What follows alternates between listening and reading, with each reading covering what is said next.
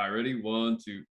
What is going on, all you awesome superhero aficionados? This is the Heroes and Mutants podcast, your number one source of superhero talk. We just wanted to mention this one thing real quick because it was something that just came up, and it's crazy too because we had just talked about the death of Neil Adams at the end of April, so that or a couple weeks ago. So that was something that I was like, oh crap, like that was a legend gone very quickly. And then this happened. So George Perez, he was mainly known as an artist. He did handle writing duties. He tragically passed away on Friday, March 6th. He was only 68, I think. And I actually thought he was older, but he actually, the main contribution that he had, what he's known for, is revitalizing the Teen Titans. So a lot of people don't know this, but the Teen Titans have actually been around since the 60s. Him and Marv Wolfman actually rebranded them as the new Teen Titans in the 80s. And that's the version that most people know. And the thing that version is what is most popular, most prominent, and what caused them to gain a lot of popularity. And they were actually the DC's best running comic series during that time. So rest in peace to George Perez. We're going to talk about his contributions in a further episode, but we just wanted to make light of it and to mention it because it's a huge loss in the comic community, especially when you take in the fact these are two icons and legends of this genre in the span of just a couple weeks. A lot of the pioneers of the genre and the people who did so much for the comic books and pushed it forward are now reaching a very ripe age where we're starting to see, and sadly, a lot of them passing away within such a short amount of time. Yeah. Because, I mean, even with the past couple of years, too, we had Danny O'Neill, we had Neil Adams, and now George Perez. It's something that it's crazy to think about all that. And just making sure we take our time to recognize these icons and recognize their contributions to this drama that we love and something that is very, very passionate for us to just talk about. So rest in peace to these icons. And without further ado, we're going to get into spoilers just so that you guys are aware, but we're going to get into major spoilers. We're going to get into Doctor Strange in the Multiverse of Madness. So just wanted to talk about the plot and the story. And obviously it's something to make note of Sam Raimi returning to this genre for the first time in over 10 years. So this is a pretty cool thing. And I think the thing that really got me hooked on it, or what I was looking forward to most, was the whole horror element, especially with it being in the title with Madness and Sam Raimi coming back. What did you guys think of the plot and its connections to the MCU and all of that? Okay, all right. So I'm going to say I love the movie. I liked it a lot. I understand some of the complaints. Like, for one thing, as a sequel to WandaVision, there's a part of me that feels like this renders her character arc on WandaVision slightly redundant, because I feel like she kind of had her redemption arc. I mean, that's what I felt. I know a lot of fans didn't agree. And I understand why a lot of people don't like that she became so outwardly villainous in this movie, especially compared to how she was in WandaVision, where in WandaVision she was doing bad things, but a lot of it, she was kind of in a state of mind where she didn't realize this. She is doing very outwardly evil things to achieve her goals.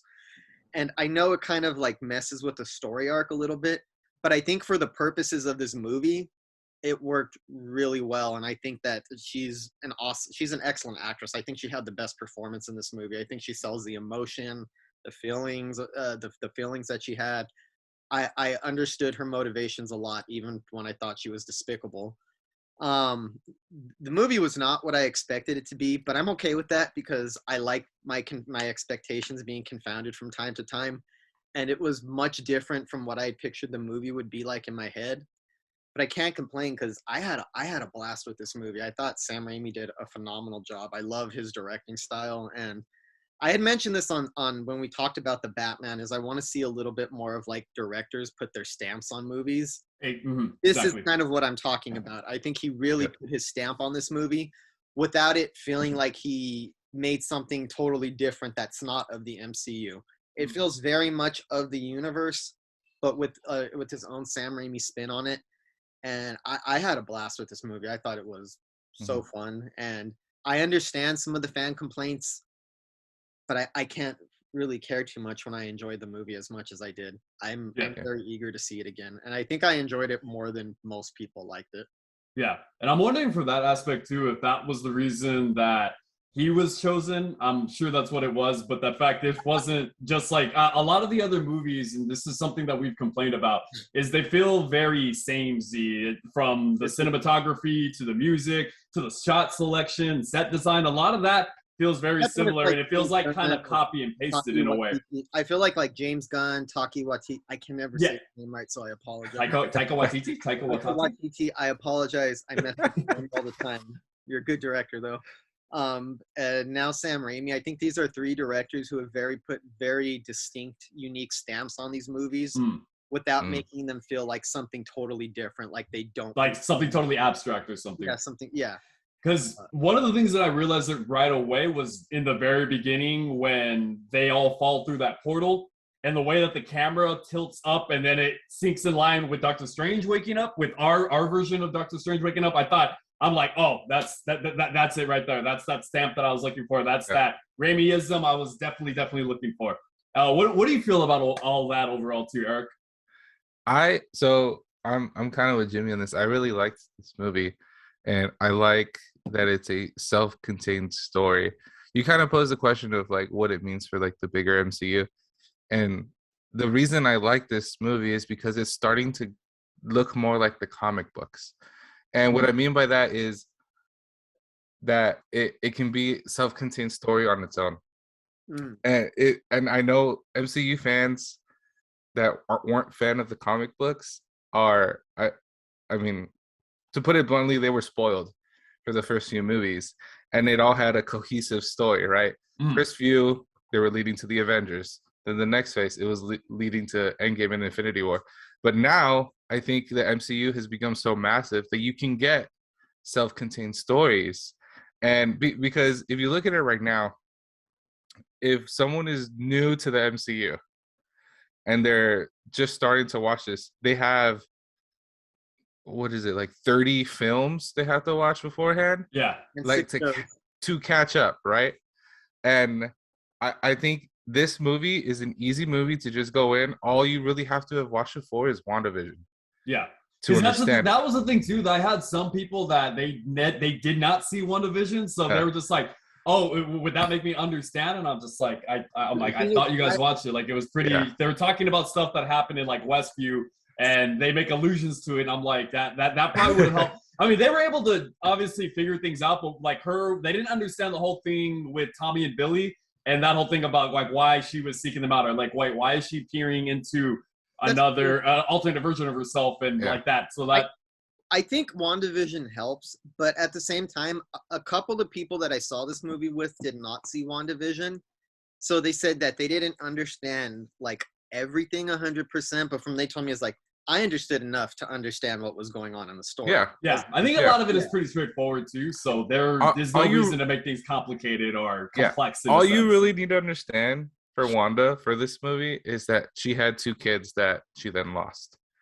I think that was like the major point that would maybe go over someone's head if they didn't watch WandaVision. But I mean, you don't even have to watch Doctor Strange 1 to understand this movie. Not really. Because there was no continuation in that story.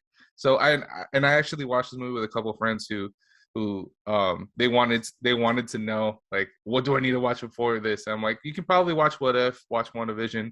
That's really it. And they really enjoyed it. They thoroughly enjoyed it. And I had a couple of friends online who didn't watch WandaVision. I just sent them a link to a YouTube video that was a quick recap, like a 5-minute recap, and they said that was enough, and they enjoyed the movie. And I think that's where it really comes down to, because if you go to a comic book store, you can get any Daredevil issue, any Doctor Strange issue, and read it, and there might be like Easter eggs in there for you, or like connections to other stories that are happening around the same time.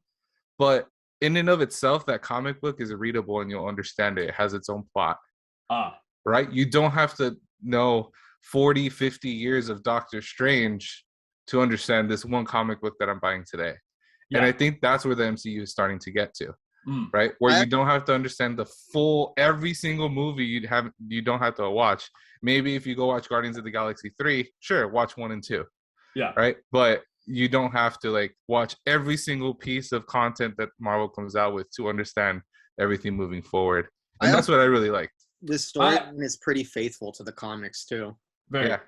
I would say the only other thing I would agree with you guys on is maybe helping WandaVision would help you guys those understand it a little bit better, but also you might have to at least understand that this is a character who's been through a lot of tragedy. Obviously, losing Quicksilver, losing Vision, because I think if they went in without knowing that, without that background information, I think it would be a little bit hard to understand or coming from where she might be less sympathetic. Yeah, but if you are they like why is she unwilling to let these kids go? This family that wasn't even real, these kids that weren't even her own. Why is she unwilling to let that go? But then if you understand, she lost Quicksilver, she lost Vision. Obviously, that's explaining why her actions have becoming justifying the despicable actions have become a more prominent theme.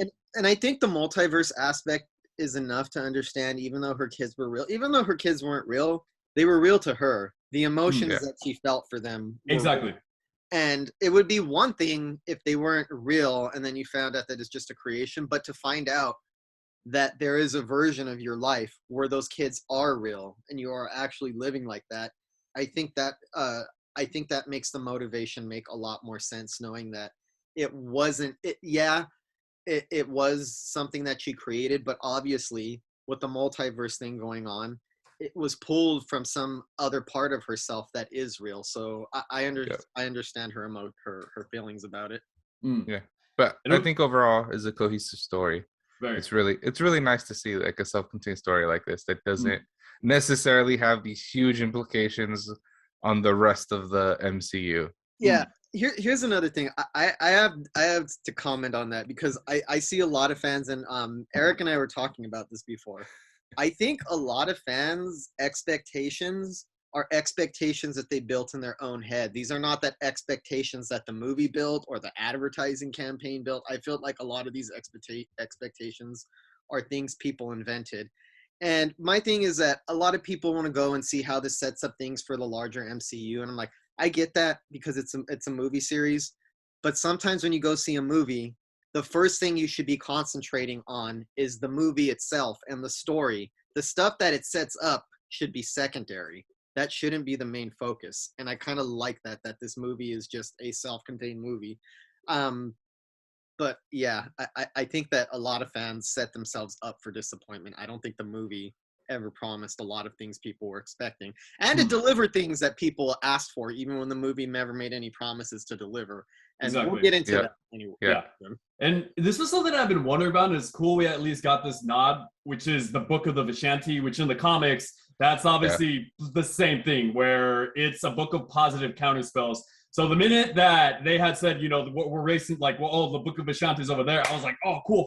That was something I was wondering when it was ever going to be introduced. Like, are we ever going to have the Vishanti? Like, we even had that in the Spider-Man cartoon, in Spider-Man the animated series with Doctor Strange, where he talks about the Book of the Vishanti, or in the name of the power of the Vishanti, I say the spell or whatever it is. So I'm like, are we ever going to get that? So it was cool that we had this here. And for other people who don't know, it shares its name with the shield.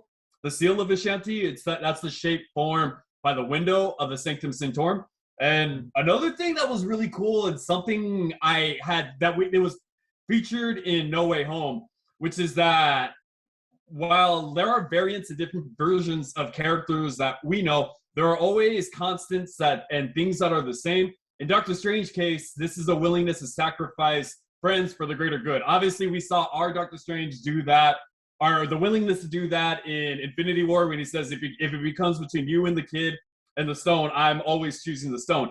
Obviously, that didn't end up happening because he saw that there was a scenario where they did win, and that involved him giving up the stone. But in different circumstances, he probably would have sacrificed Spider-Man or Iron Man if need be. And we also saw this in No Way Home, because that was the whole thing with Spider-Man's journey being marked by tragedy. We didn't see that in the very beginning with Holland, but we eventually did see that. And that was the whole thing where they're all realizing that they all got that whole, with great power comes great responsibility. So that's a cool little thing that they have, like those kind of callbacks and those things. And we further see that too with Doctor Strange, where he had said, and where Defender Strange tells America there is only one way, further echoing Infinity War, where Doctor Strange says that to Iron Man. And also the whole thing with where he tells her in the grand calculus of the multiverse, do sacrifice, and then he gets cut off. That was the same thing that Strange said to Spider-Man about the villains, about killing them in No Way Home. So it's really cool that we have these callbacks and these things that are pretty universal and are continuing thing. So I always appreciate that. What do you guys feel about the score? Because Danny Elfman returned to score for Sam Raimi. What did you guys feel about that? Did it feel different? Did you guys feel it set the mood better? It's nice to have you back, Danny Elfman. You've been Yeah. generic stuff for a very long time. I'm not trying to look. Danny Elfman is one of the greatest composers in the history of Hollywood.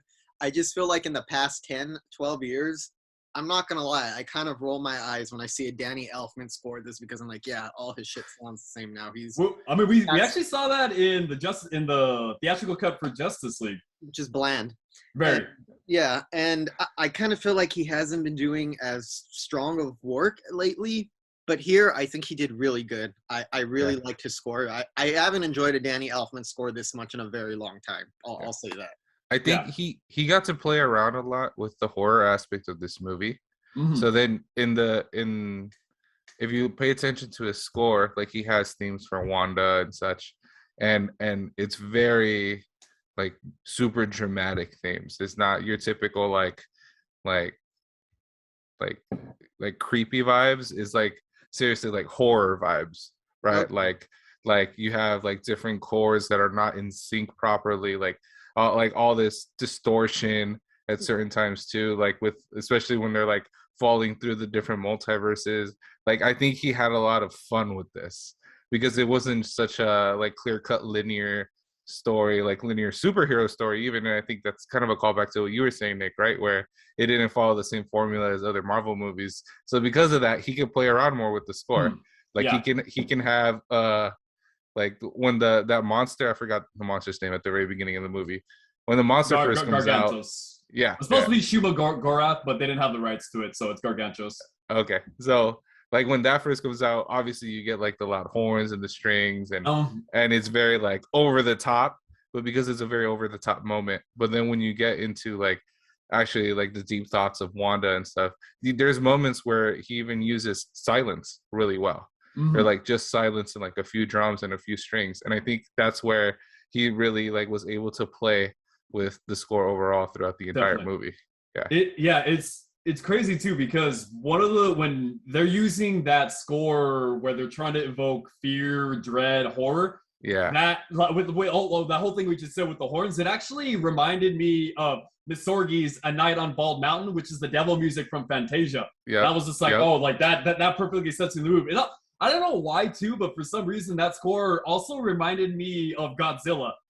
You know, like the dun dun dun. I definitely thought of Godzilla before I thought of Fantasia, but I also thought, oh wow, like it actually does remind me of Fantasia. So I think it's a return to form for him where it was allowed to play with those kind of things. And I don't know, has Danny Elfman done anything horror recently?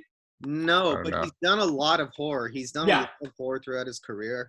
And look, Danny Elfman's done so many things. He's a ridiculously accomplished composer. And I think he's done so many superhero movies. He's done so many superhero movies. He did the Tim Burton Batman movies. He did the Raimi Spider-Man movies. He did the Avengers movies. He did the Justice League. That I feel like it's probably hard for him to like come up with something new in that genre. Like writer's block. Yeah, like I could see him, I've done like what else am I gonna do to like do something? I think like Eric said, the type of film that this is and the way that it's different or it plays with the formula allowed him to experiment more. He didn't have to score this like this was the Avengers or the Justice League or something like that. So I thought he did a fantastic job. Yeah, that's a really good score. How did you guys feel about the inclusion of the horror element? Did you guys? I felt like there was a lot of callbacks to other horror films, especially with horror films that Raimi has done. But that whole inclusion, did you guys feel that was a proper fit for this movie? And how did it make it stand out for the MCU as a whole? You want to take it first, Eric? I feel like sure. Yeah, I think having it as having those horror elements in the film is what made it stand out to me and what made me like it even more. I think it kind of pulls away from the MCU a bit in that aspect, and how over the top it is at times. Like I remember near the end of the film when Doctor Strange possesses his own dead body and becomes essentially a zombie, and then the spirits come and he creates like this huge, almost like a wing, so he like can go up to the top of the mountain. Yeah, cloak. and Yeah. and he when he does that, I just looked over at Lily and we both just kind of like laughed because like this is so ridiculous, but it's Yeah. awesome at the same time. I literally smiled earlier because I got a feeling like the moment she said, but when Doctor Strange said, "Who said you had to be alive? Who said that you had to be alive?" When I was like, I literally smiled. I'm like, oh shit, like I don't know what he's about to do right now. Yeah. That felt very very Evil Dead. Very Evil Dead. That and I was gonna say and the part where she's chasing them through the tunnels. I think that was so well done, and like the doors closing and they're just frantically running, and even I mean she Elizabeth Olsen did such a good job in this part. Like even the way she was like limping towards them, it just gave you like Evil Dead vibes, like even like Texas Chainsaw Massacre vibes, right? Like she was just like like following, limping, going towards them. And then when that door closes and they're all just staring at it and how it like cuts to each of them individually, like you're just waiting for something to happen. And like that was totally horror film vibes, especially after what she had just done to the Illuminati at that point. You're like, oh man, like she's crazy. Like this is actually like at that point, I realized I was watching a horror movie. Exactly. Especially that scene, because like this is awesome. Yeah, exactly. I think it was the YouTuber Chris from 3C Films. He described her as going full Freddy Krueger in this movie. Yeah, there you go. I think that's exactly what she did, and that's an awesome scene. But I even like when she tries to invade the sanctum at first. I love that whole sequence. I love when she comes behind one of them and she just says, "Run," and scares the crap out of him when they're trying to block it. Yeah, that reminded me of the Evil Dead movies. Whenever some like force is trying to get its way into the house. Like you could see the camera start tilting, starting weird, and the way that she's trying to get in through reflections, and the moment where she crawls through reflections, like moving weird. The Ring, total Evil very Ring, creepy Ring, Evil Dead. The way that she crawled through. Oh yeah, like, and that's another thing. She is a witch, and I think that since Sam Raimi has a history with horror, he played up the witch elements of the Scarlet Witch more than most things. Like, I obviously it's a big part of WandaVision, but he played up the sinister elements of being a witch in this more than you've seen it in the past. But I loved most of the scenes where she's chasing them, and I really love where she's like haunting the sanctum and trying to break through. Like that, it was actually at Comertage, not the sanctum. It's not the sanctum. I apologize. Not the same thing. But you would see her like eye in the like reflections. That was creepy. That was very weird. Yeah, that was so cool. You guys brought up something, that whole kind of those things on blending horror with kind of the ridiculousness and a little bit of a cartoonish vibe. But it's funny too, because the way the trailer had made it seem, it was very deceptive. There was that scene where Wong was hanging up the side of the cliff and he yells "Strange."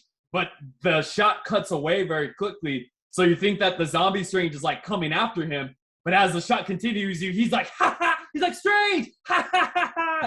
That was the whole thing, further playing on that cartoonish kind of ridiculous vibe, especially because the trailer made it seem like it was gonna, like there was a sense of dread or fear in Wong's eyes, but it was actually him celebrating Strange coming back. So that whole... kind of, they do a good job of blending. I mean, Sam Raimi is the king of blending that horror and that ridiculous vibe. And I would say probably the best sequence for me was that sequence where she was trying to escape from the mirror dimension, and that whole thing, a lot of the shot selection, the sense of dread, the sense of claustrophobia, very Evil Dead-esque. And that whole thing, and I think that shot where she pulls the guy through the ground felt very Drag Me to Hell. That with just the arms. Shot from Drag Me to Hell. Yeah. That also Sam Raimi directed. I'm like, it was exactly like that. So I mean, what's cool about that is, and it makes sense that they would hire somebody like this. I mean, from what I understand, is that Kevin Feige had wanted Sam Raimi to do some of the creepier stuff that they do in the Doctor Strange comics. But it's also Sam Raimi's, like the Evil Dead trilogy and Drag Me to Hell. More specifically, the Evil Dead trilogy. That's a horror trilogy, but I get superhero vibes, especially Evil Dead 2 and Army of Darkness. Well, I mean, Yeah. Ash is a Ash superhero. is Like, let's be honest. basically a horror superhero. That's what he is. He's a goofy, wisecracking horror super. He even has his own comic book series. Yeah. But like, so he's a perfect fit because he's already done things like, I don't know if you ever heard of Darkman, which is like his own. We need to talk about that actually someday. Yeah, Halloween, we'll talk about yeah, a superhero thing. So I think he's like such a natural fit with his history with the Evil Dead and with Spider-Man. Although I have to say, this reminded me a lot more than his horror stuff than Spider-Man. I mean, there's a couple of things in here that remind me of his Spider-Man movies, but I don't really get like Raimi Spider-Man vibes off of this movie. that. Definitely. I definitely don't. If you put those movies side by side, aside from maybe some of the jump scares that he does and some of the more wacky things, you can't. I think it's kind of incomparable. I think honestly. the only thing in like the Spider-Man trilogy that comes close to that is like Doc Ock's revival, when the arms start attacking the people who are when they think he's dead. Mm. That's Some of the stuff with Green Goblin too. Last night I was in like that. That scene always kind of threw me off as a kid. I was like, wait, why was that there? But what did you guys feel about the cameos and the inclusion of the Illuminati? Because I was really hyped going into this movie for that, and then what we got, I'm a little mixed on, to be honest with you guys. I like it because it lets you know how dangerous Scarlet Witch is, how the fact that she could just invade a Marvel universe and kill off that many like important characters, to kill Reed Richards like that, just to eviscerate them. And she didn't just kill them, they all got murked. They all got really brutally, like whether it was their heads being blown in, Captain Carter being sawn in half. I liked it because it let you know how dangerous this universe was. And I think the one that shocked me the most was Professor X getting his head snapped. I expected everything else, and I kind of had a feeling he was going to die, but it was still shocking when it happened. My jaw literally dropped when she comes from behind, when he's trying to get the other Wanda out under that rubble, and she comes from behind and just snaps his neck while she's in the dream, and then it just snaps his neck in real life. And that kind of just sells you on the danger of her as a villain. I love that sequence. I understand a lot of people thought it was going to set up something bigger, but it lets you know that there is an Illuminati out there. And this being a multiverse, that's not the only version of the Illuminati. There's going to be there's still a chance you're still going to see those characters in some form or fashion. But I liked that they kind of did what they did with it. I feel like some audience members or some fan members who were like building up or hyping up the aspect of the Illuminati feel like they got trolled by what Sam Raimi did with it. Yeah. But I thought as scenes, as sequences, I thought it was fantastic. I loved those whole things just because it caught me off guard. I thought maybe they're all going to die. They might. And then when you realize that she is really that evil, and the moment that she asked Reed Richards, is your wife still alive? Good. So she can have, so somebody can raise your kids. Oh, good stuff. I love it. At least we got that nod that Franklin Richards is alive. Yeah. At least there was that. What about you, Eric? What did you feel about that part of the film? I mean, first of all, we actually got Krasinski as Mr. Fantastic, and that's crazy because I remember a few years ago when we first saw that fan-made picture of John Krasinski and Mr. Fantastic. They got super popular online, and it actually went from fan art to happening on screen. Like, I thought that was really awesome to see that play out. And I mean, let's be fair. When it comes to the Illuminati, they're like the most pretentious group in all of Marvel. You're not right? wrong. You're definitely not in wrong. the comic books. Like, they're literally so smart, and they create this group because they think no one can do better than them. And you know what? I think they came across as really arrogant, and they were actually getting on my nerves for like a part of the movie. So I was shocked, but I actually thought it was kind of funny that they got killed because they had such a smug superiority about everything. Right? Like Captain Marvel was like, "Oh, we'll take care of your silly." Yeah, we can handle. They're all like sitting there on their they're all sitting there on their on their chairs, and they're all looking all superior, and like he's telling you something really serious, that something's coming through that's gonna rip you apart, and like, oh no, you're the real threat, and like that whole attitude they had, that smug superior attitude, they got what was coming to them. I'm sorry, Yeah. they didn't heed his warning. They didn't take him seriously. They Yeah. effed around and found out. I'm sorry. Yeah, dude, and how can when they actually started fighting Wanda, how does the smartest man in the world, Mr. Fantastic, straight up tell Wanda, "Oh, this guy's gonna kill you with his voice"? Literally, like they're probably their most important weapon against her, and she just takes him out first. Now, I don't know. I found that kind of weird, but in the grand scheme of things, like those 4 versions of the Illuminati versus Wanda as the Scarlet Witch, she would win, even in the comic books. She would stomp every time, and it wouldn't even be close. Yeah. Honestly. So I think it was very accurate how she killed them. I thought it was super crazy how Black Bolt was murdered. That was insane. Like the whole like explosion in his mouth, and then you see, I don't know if you caught it, like you see his head, like the back of his head cave in. Mm-hmm. Yeah, like blows out, caves in, and then you actually see like parts of the brain go out into the mask on the back. That was pretty. I didn't expect that part. I thought it would have cut away. I think that was very gruesome. I think they pushed it, but like you said, I kind of had the same thoughts about like Reed saying like he's supposed to be so intelligent, and then he basically warns her, and I don't think it's because he's stupid. I think it's just because they're that smug. Yeah. Well, especially Reed. I think that's one of Reed's faults too, and you can see that play out in the comics a lot. Is he's arrogant. Yes. And has this kind of superior, even though he's not as upfront with it, there is definitely a superiority complex with him. And I think that was the whole thing. They never encountered someone with that level of power with the Scarlet Witch. So that was the whole thing. And it just thought, like Black Bolt can kill you with just an utterance. So just a whisper. Did that version of Captain Marvel never have like a sarcastic look on her face? I guess. The whole time she looked like she was like sitting in judgment the entire time. Yeah, it's true. But it was cool that everybody, all of the original actors who played those characters, their other variants and versions, that they all reprised their roles. I didn't expect Anson Mount, who played Black Bolt in the god-awful Inhuman series on ABC. I didn't expect that to be him, and it was because I had never seen it. And it was funny, too, because I had friends who are like, I knew it was him because of his jawline. Oh no, I didn't know it was him, but once he came up up there, like, and I saw the Black Bolt costume, I like paid attention. That was cool. Like, oh, okay, that's the same actor. Yeah, which I love. I really like Black Bolt.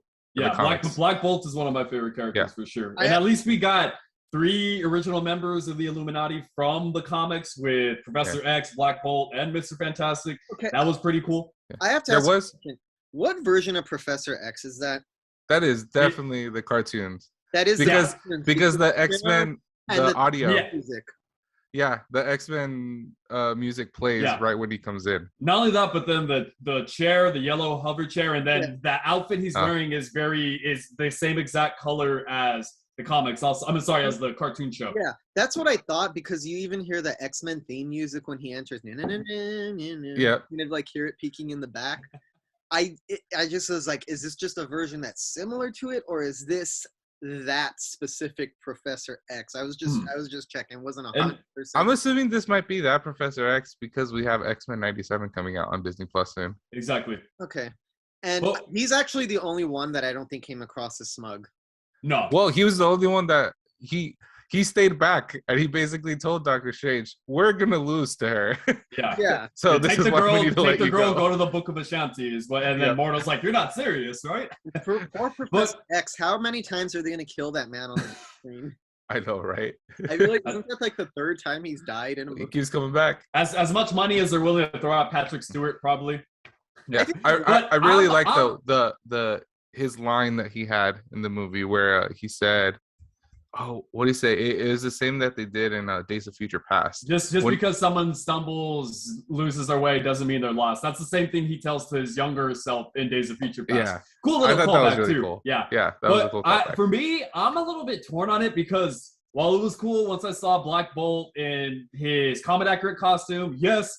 Once we saw Krasinski as Reed Richards, I was, woohoo! And then I silently did this because I'm like, son of a bitch, they're all gonna die. Yep. While it was cool, we got this for 10 if minutes. I knew he was gonna die, I was like, what is Stretchy Boy gonna do to Scarlet? Stretchy boy. Stretchy boy. He's gonna use his mind. The way that she like ripped him to shreds and then just busted his head open, I was like, wow, that was brutal. They didn't just get killed; they were brutalized on screen. Like Captain Carter being bisected by the shield in half. I was surprised. Obviously, they don't show everything, but it's very clear what just happened. I was like, I'm surprised that they let Sam Raimi go as far as he did with the death scenes in this movie and how they did that. But I just feel that it was just a kind of cutaway and a throwaway thing, like fan spectacle, and then, oh, it's okay, we can kill these people off because these aren't the versions that we're going to go with in the future. There are variations of the characters that we're going to use someday. I just feel like there could have been something a little bit more with that, or a little bit more fleshed out, and we didn't get to see that. But then again, we already knew that they probably weren't going to be the versions that we know from the future, the ones that are going to be used. But something I wanted to get into too, and because you had said that it was your favorite movie, Eric, because this is technically going to be the final appearance, as far as we know, of Professor X. How do you feel? Does that kind of destroy what we got in, or demolish what we got in Logan? Or how do you feel like this, if this is going to be the last time we see Professor X? How do you feel about that? I don't think this is going to be the last time, but go on, Eric. I think it's the last time we'll see Patrick Stewart as Professor X. Only because I read in an interview with him recently where he made it sound very clear that if they want him to do it again, He'll be glad to do it again. Like, I mean, he is doing another Star Trek series right now. Like he is continuously acting, right? He's not retired. No. So, but even if this is his last one, I think it's almost like full circle for me. Just because I was such a huge fan of the cartoon series growing up, that finally seeing Patrick Stewart play that Professor X and go out the way he did, he went out essentially saving Doctor Strange and America Chavez, getting them and giving them an out so they can leave. Like, it's just heroic, right? So for me, seeing him go out this way, I think is really cool. And I understand the whole variance aspect of it too. Whereas, like, this might not be this probably isn't the same one from the X-Men movies. I mean, even in the X-Men movies themselves, the Professor X from Days of Future Past isn't the same one as the one from Logan, right? Because the whole time, it's not the same loops character that they do. So I'm happy with what I got. I thought it was super cool to see him like that and see him pull that off, and just see him as like the Professor X that I know, right?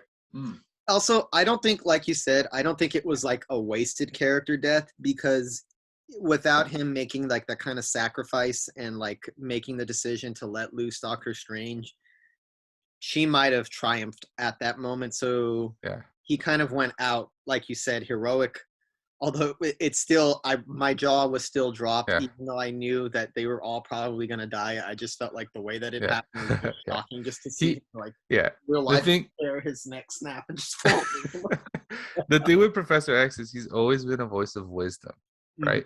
Even for the mutants, just from the first instant when we first saw Patrick Stewart as Professor X in X-Men 1. And because of that, I think he was really important here, because for some of us that are nostalgic for those movies, for who he usually plays, as soon as he enters, you understand his wisdom, right? So you understand that what he's saying is important. What the rest of the Illuminati think isn't important, because it's what he's saying that you really need to take into consideration. And I think juxtaposing him with the rest of the Illuminati really goes to show you like how much more knowledge and wisdom he really had. And when it comes to that too, I think this is almost like setting up John Krasinski's Mr. Fantastic as accurate to the comic books as could be, because of how he is with like in his own head, and he's like, I'm the smartest man, like how arrogant he is. And I don't think that MCU fans that haven't read the comic books are prepared for how arrogant Mr. Fantastic is. Like, he's a borderline supervillain sometimes in the comic books. Essentially, like he's narcissist. Like, you thought Tony Stark was bad, like Mr. Fantastic is on the next level. And I think kind of introducing him in this way is really beneficial for us as a viewer. Even if we get, we will get a different version of him. I think it's a really cool way. And the rest of the Illuminati, I don't think we're going to see them again. I don't think we're going to see this Captain Marvel. I don't think we're going to see Captain Carter again or Black Bolt. I think that was just kind of fan service that they threw in there just to have different variants. It kind of is fan service, but I think it's fan service that works because it sells you the stakes and it makes you realize how dangerous the villain actually is. Yeah. I think it kind of makes her scarier when you realize that she can just wipe out all of them like nothing. Because at the same time, like, yes, this is a different Captain Marvel, but we know she's just as powerful as the Carol Danvers we have in 616 universe, right? Yes, this is Captain Carter, it's not Steve Rogers, Captain America, but same thing, just as powerful. So in essence, you have Wanda destroying these heroes, which like put up a fight against Thanos, and were just fully decimated in like 5 minutes on screen. I also think it was a really well-directed sequence. I thought it was shocking. It was jaw-dropping. That was the whole point. Yeah. Yeah, it was meant to just shock you. It was meant to drop your jaw and go, "Holy crap! This isn't. This is not going to play out like you think it's going to play." And like you said, it definitely upped the stakes for the rest of the film. It's especially right after this, you get that tunnel scene I was talking about where she's chasing them through the tunnels. You're like, if she catches them, they're all done. Like that's it. Yeah. How did you guys like America Chavez and her inclusion in this film? The actress who played her too. How did you guys feel about her role in this movie? I liked her. I thought she was good, and I thought she did a good job, and it served the story. I think they could have developed her character arc a little bit more, because like she kind of has her own arc where she becomes like heroic at the end, and she's kind of the one who like forces Wanda to confront what she's doing and how awful it actually is. And I feel like, and I don't even know if I can fault the movie because there's so much going on and they're trying to tell so much story that I feel like it feels like she's there, but she's not like present the way that like Doctor Strange is or the way that Wanda is in the movie. And it feels kind of like, I want to say it comes out of nowhere, but it doesn't feel like her character arc was that developed. She feels a little bit like a MacGuffin in a way. Yeah, like a little bit like a MacGuffin character. But I mean, they could all, yeah. But she did a good job. I mean, so much other stuff going on that I don't know if I am upset that her character arc was underdeveloped. I think I'm kind of okay with it because I could agree with that. I feel like she very much felt like going back to video games, like an NPC character that you just need to protect along the way. Like, keep this person alive, but you still need to do all these other things, right? And I think that kind of ups the stakes. I think it's really cool that they're making Doctor Strange like this protector. And I think they really show that with putting him next to these younger heroes. Like you had him with Spider-Man, right? And especially at the end of the film, you really understand how much he really cares for Spider-Man.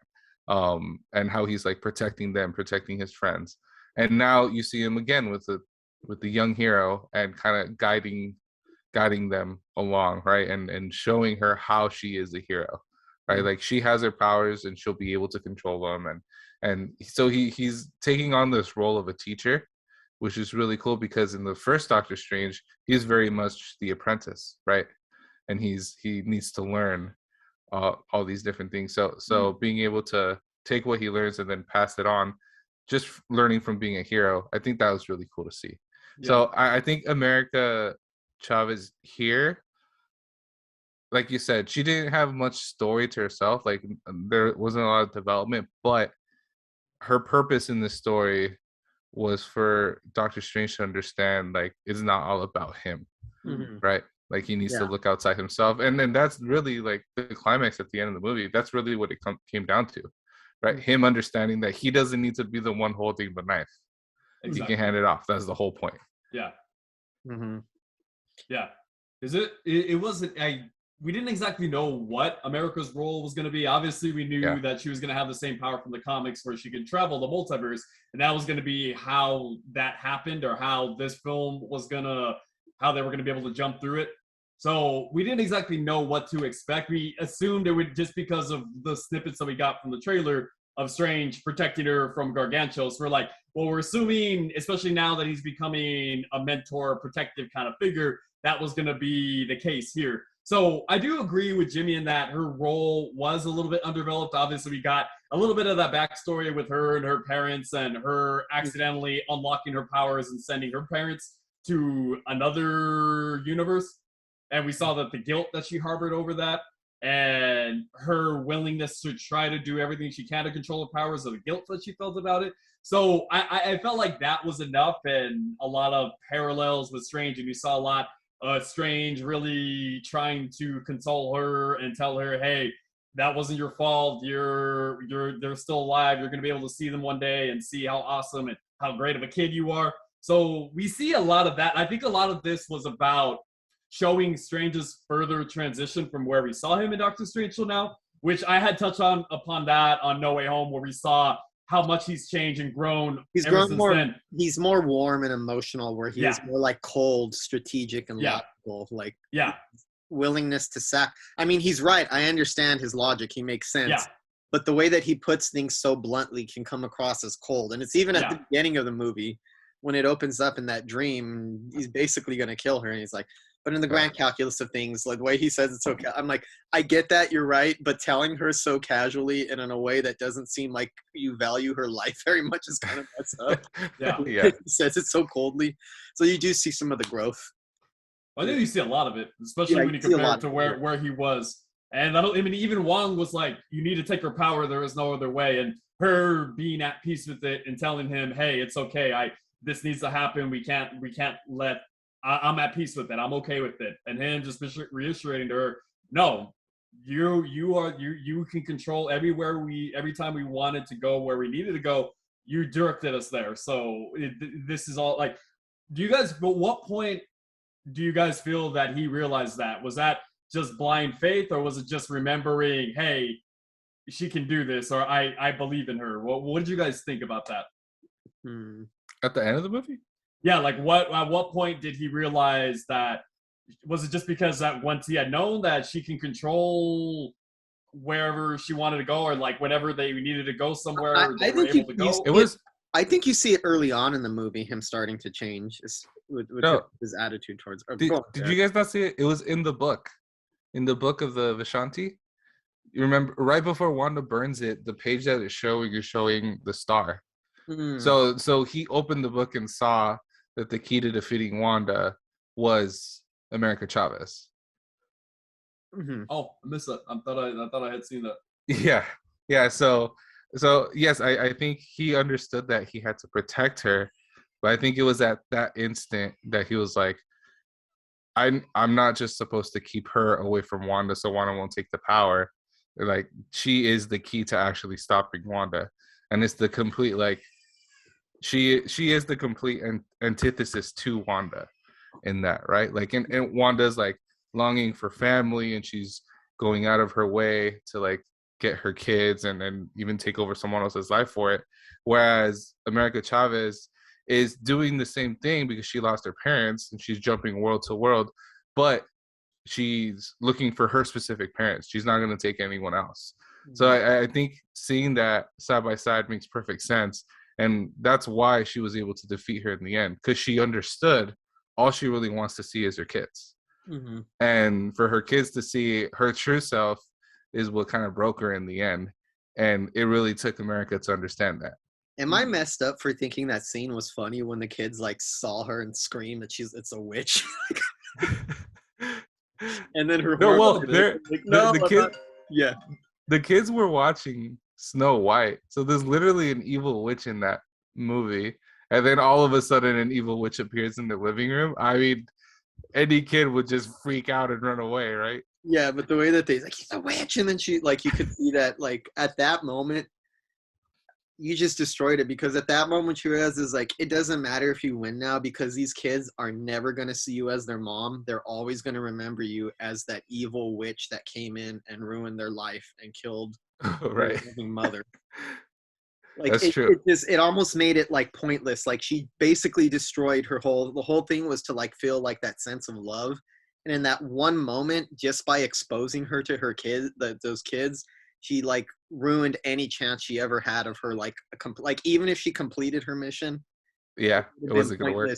it wouldn't have been worth it at that point because Yeah. they would have never have loved her like that. They would have always viewed her as that wicked witch. Yeah. Mm. I think it's funny because America initially tries to send her like to hell Yeah, because the that was first pretty portal funny. she opens is hell, and then she's like, I was "Wait, hoping no." we would have seen Mephisto, but I know, right? But then she's like, "Wait, no, this is worse. This is much worse," and just opens up this other This is portal her instead. hell. That's Yeah. her hell though. That's probably worse to her to not ever to be denied that kind of love. Yeah, although I do think it could have been more powerful had she not been repeating over and over that I'm not a monster. I don't know why. I just got vibes from Daredevil with Ben Affleck where he's like standing out in the rain. I'm not the bad guy. I'm not the bad guy. I'm not. I just feel she could have just said like I would, you know, the whole thing with I would never hurt you. I love you guys. I felt like that was strong. Don't forget, we're the bad guys. We're the bad yeah, guys. I just felt like it was already it would have just been more powerful had she just saying I would never hurt you. I would never hurt you, and then having that point where she realizes like, damn, they see me as a monster, and there's no way I'm gonna be able to change their minds now. Yeah. Or further, just realizing what like everything that I've done up until this point has been about coming to see them and having them back in my life, and now they see me as that monster, and everything I had been doing further just makes her realize that. I mean, also I know this is kind of jumping, but like the first moment where like she's dream walking and she invades that version of Wanda, I thought that was a really creepy sequence where she like enters the house. Oh yeah, and Wanda's looking the, around. like poltergeist possession. Reminds me of like and I felt like Halloween.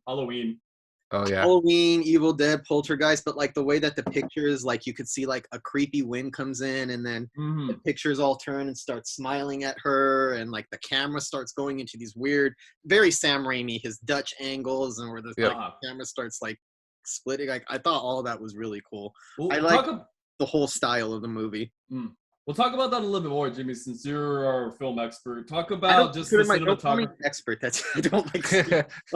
I'm just an enthusiast. I love Sam Raimi. He's being modest. I'm a big Sam Raimi fan. I love his directorial style. I think that he injects so much humor and energy and fun into his movies, and he has a restless camera that does all kinds of crazy tricks. And a lot of directors try to do that, and it comes across pretentious when you're just trying to do all kinds of crazy camera angles. Whenever he does it in his movies, I feel it always serves the purpose of the scene. I feel it always heightens the emotion of the scene. It always feels exciting. And he knows how to balance, like, I don't know, his stuff feels scary but fun at the same time. Like, even the Evil Dead movies, I think there's some intense, especially the first one, there's some intense, frightening stuff in there.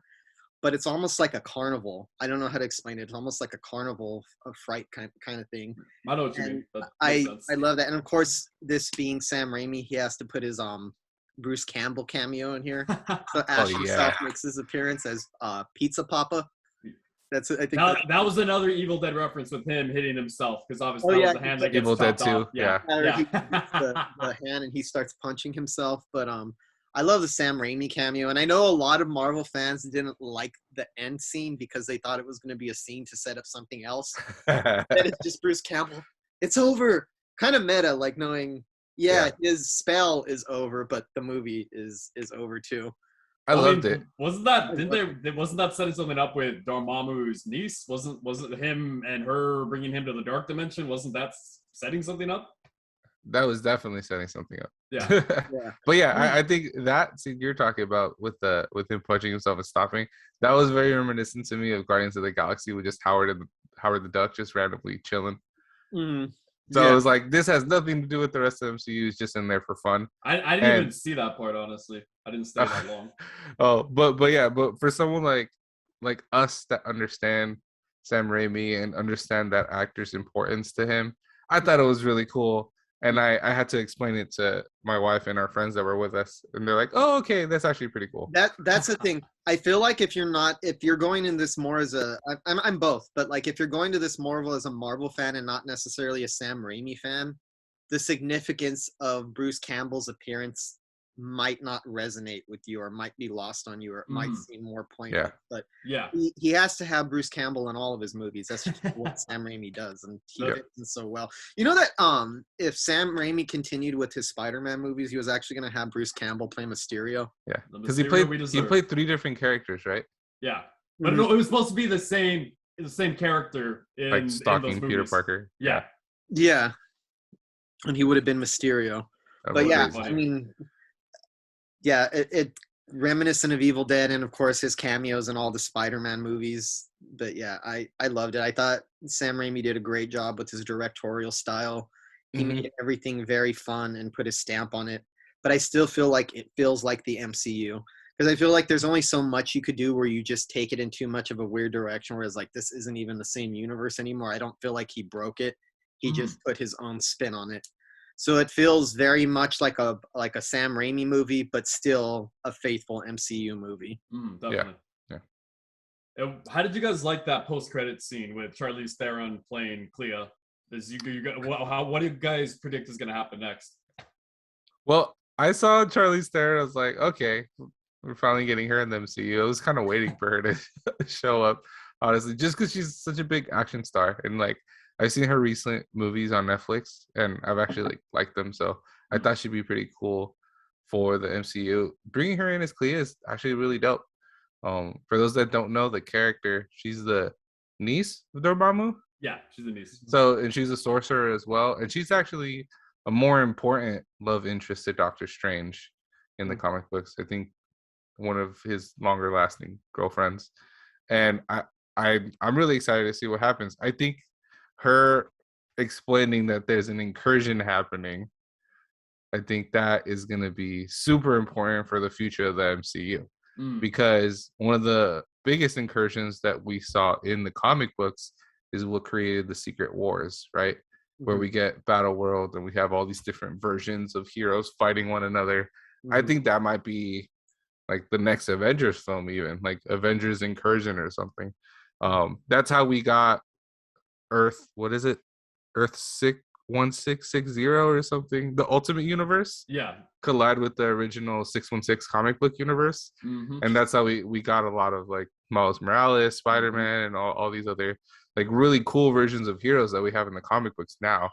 And I wonder how they're gonna do it, because in this movie they called basically like our MCU universe the 616 universe, where I think Kevin Feige jokingly called it the 199999 universe, because that's how long MCU is gonna go, how many years it's gonna go.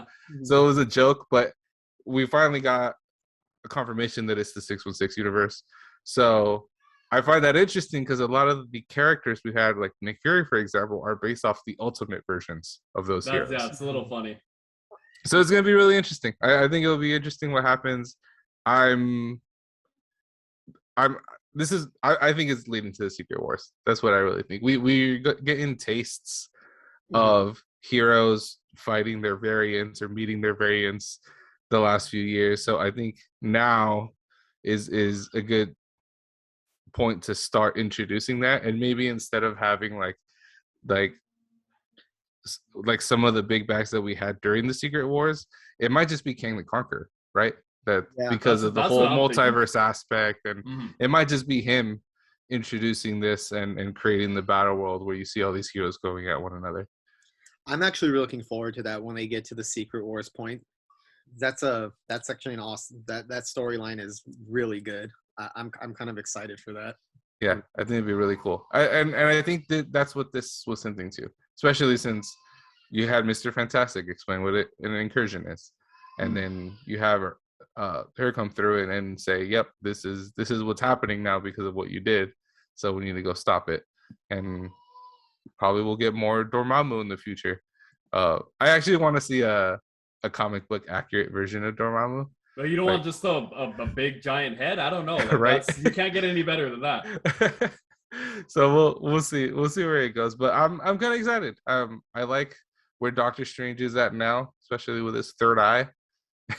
And Oh, that was very Sam Raimi too. That's like a yeah. total Sam Raimi ending where he goes out in the street, and then you look Yeah. and the eye opens. I'm like, Yep. I could have totally pictured that happening to Ash in any of the Evil Dead movies. Yes. Or I knew it was coming because I know Sam Raimi. So I'm like, he's walking on the street, the music's all somber, it's just very jovial and happy, and I'm like, something's coming. I'm just like, oh, okay, see, I was right. I was a little bit off. Did you guys ever see Ash versus Evil Dead? The Yeah. TV series? I didn't see it all. I saw the first 2 seasons. Oh, dude, it's so good. Okay, Yeah. well, the Very third good. season was good too. But yeah, so that's what I think about the after credit scene. Yeah. And I didn't exactly know too much about Clea, and I didn't really read up on a whole lot of Doctor Strange. Obviously, I know about Secret Wars, which the whole thing with the incursions, worlds colliding, and how that storyline developed. I had soon, and knowing that the whole thing too with like Earth 616, and then obviously Reed had talked about having a family, and then we know that Kang the Conqueror is Nathaniel Richards, the descendant, long descendant. So I'm like, this all, and we know that this is all pointing to Kang the Conqueror at some point. So we're figuring that that's going to be what it is. Hopefully we get that pretty soon. We should be. So just excited for what's on the horizon for the MCU in the future. Although I was only semi-surprised by Charlize Theron because of what she said. Of course she's in this. She's a total action star. Like, have you ever seen like Atomic Blonde? Atomic Blonde. She's pretty badass. So Eon Flux, my favorite film of all time. Is it really? No, it sucks. Okay, I was about to ask this. Like, is that really your favorite film, Nick? No, it sucks. But what would you guys rate this film out of 10? Rate it? I don't even want to rate it, but if just for the sake of giving a rating for right now, I guess I'll give it a 9. And look, that could actually go. Look, I love this movie, and I actually think that there's some flaws in here, so that's why I have a hard time rating it. But I found myself not caring about the flaws as much as I would. I like, here's one thing that I think that why a lot of people also might be upset, because this is a little misleading. I thought there was going to be a lot more of the multiverse, and it feels like they only spent time in one. And like I love the sequence when he's crashing through the different multiverses. That was awesome. I thought that was just visually jaw-dropping when he goes through all the different universes and he turns to paint. And then he's coming apart. But I have to say, I feel like maybe we should have gotten a little bit more of the multiverse instead of just sticking into like one universe for the most part. I kind of thought maybe the storyline would be a little bit. I don't know if you guys ever played Spider-Man Shattered Dimensions, where it's different Spider-Man. They have to get this relic in order to restore it, and there's like different pieces in their timeline, so each one has to go collect it. I thought it was going to be something like that, like maybe they have to jump through this world and that world to collect different relics, or there's reasons why they have to be there. So that's the way it seemed in the trailers and everything. Here's another thing that should be mentioned too.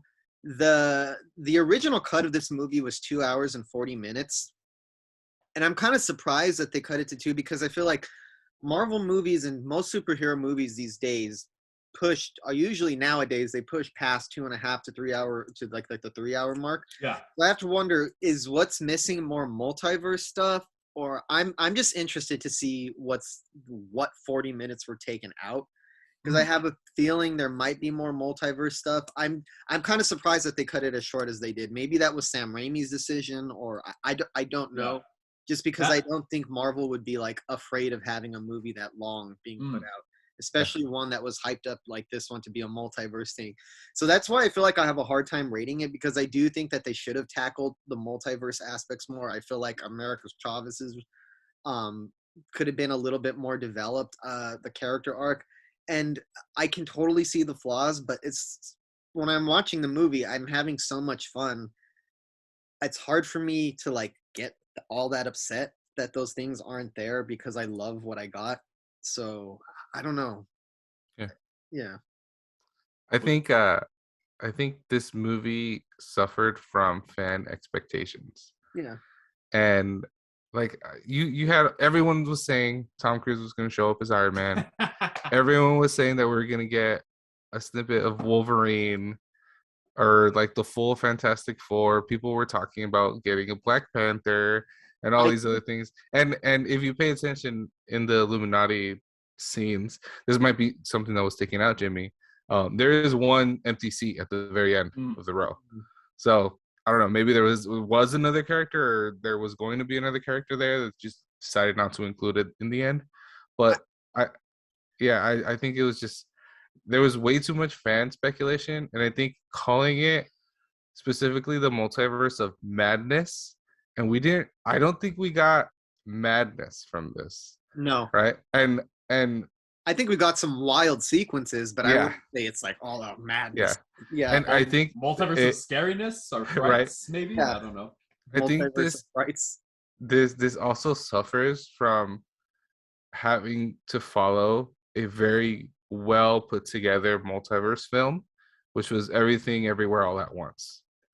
So that movie came out, and it's amazing, and how it tackles a like multiverse. And I watched it, I was like, this is really cool, like how you have the different versions of the self going through like the same instances but in slightly different ways. Eric, you make me ashamed right now, because I usually go see, like, I go see every blockbuster, but I go see all the independent movies, and all of my friends are telling me, like, go see Everything Everywhere All at Once. Yeah. I've heard nothing but, like, everybody I know who's seen it keeps saying it's one of the best movies I've ever seen. It's one of the best movies in years. And I'm interested to compare how they tackle a multiverse in that movie. And it's been spectacular. It's also making a lot of money, surprisingly, too. Yeah. So just myself just having to watch another multiverse film shortly after having watched that one, it was kind of lackluster to me in the multiverse aspect of things. Yeah. But as a self-contained story, I think it's a really well put Doctor Strange film. Right? I think it feels like a Doctor Strange movie, and how ridiculous it gets, how he still has to like move forward in becoming the Sorcerer Supreme again, especially with Wong now as the Sorcerer Supreme. He needs to prove himself once again, and kind of find his own way in the world, figure out who he is. And I really liked that about it. I really liked the film. I really liked the story. I think the writing could have used some help at times, but I will not argue with the directing. The directing was on point.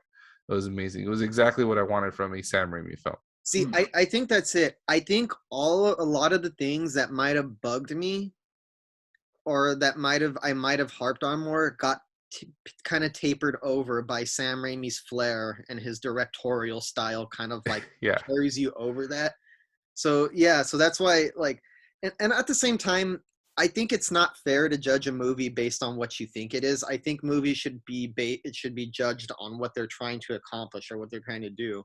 Yeah. Sam Raimi never said he was going to do a wild multiverse movie jumping from a movie. He wanted to do a Doctor Strange movie. That's what people wanted. And maybe the title is slightly misleading, because I thought there'd be more multiverse stuff. And let's be honest, I think a lot of fans were expecting an all-out Marvel fest. We're going to see this character, that character. Yeah. We're going to be hopping from universe to universe. And we do get the cameos, and we do get different characters, but not nearly as much as we thought. And we don't explore the other universes enough. I do think that the other universes could have been explored. You know what I mean? Yeah. Like I said, I like all the things that might have bugged me in the writing. The directing was so spectacular and so fun that Sam Raimi managed to, like, make me not care that much, that I didn't get what I expected. I enjoyed it for what it was, and what I got, I loved it, dude. I really like this movie a lot. I've said that like 20 times on the podcast. Like, I had such a good time with this movie. As its own story, I really liked it, and I thought it was really cool that we got Wanda as the villain in this film, and I think she did that part really well. And especially myself, like as a parent, I kind of like related more to her in a way, and I was like, oh man, like she's really going after it. And right as soon as you find out she's the villain and that she's looking for her kids, I'm like, you can't stop a mom from getting to her kids. Like, this is going to be ridiculous. Can I point out something interesting? It opened on Mother's Day. It's a story very much about, not Mother's Day, Mother's Day weekend. It opened on Mother's Day weekend.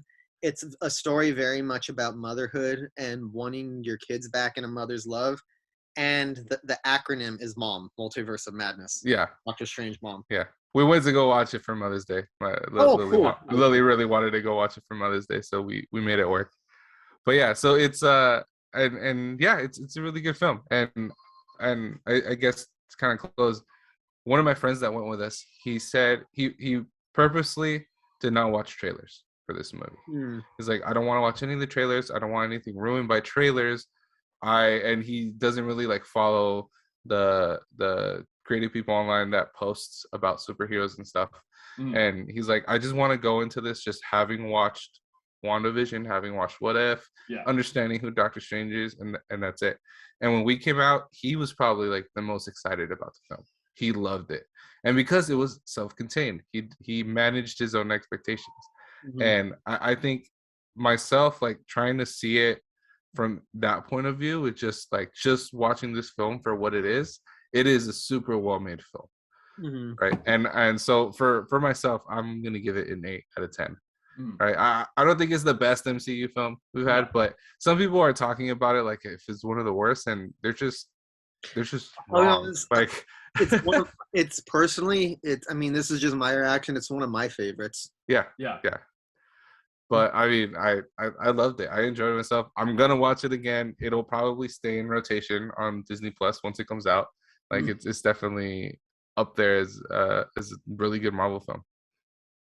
When I first saw this, I actually would have rated it a little bit lower. I probably would have rated it about a 7, just because I actually thought it could have been scarier. That whole thing with the bit being tied to the MCU, I thought would have kind of censored it a little bit from how dark I would have wanted to go, and I thought that could have been a chance for them. But the thing is, it is a PG-13 movie. Exactly. Exactly. That's who full on Evil Dead and show much level of gore. But I also didn't exactly know how I felt about the cameos and the whole thing about them not further exploring the multiverse aspect of the movie. And the way the trailers made it seem was that it was pretty deceptive, thinking that it was going to be all about the multiverse, so they were going to be traveling through different worlds, and I thought that could have been a little bit more fleshed out. But seeing it the second time, especially because it continues that trend of tragedy and those circumstances that are circumventing around Wanda, I think it allowed me to see it from that point of view, and it made it more powerful for me. And I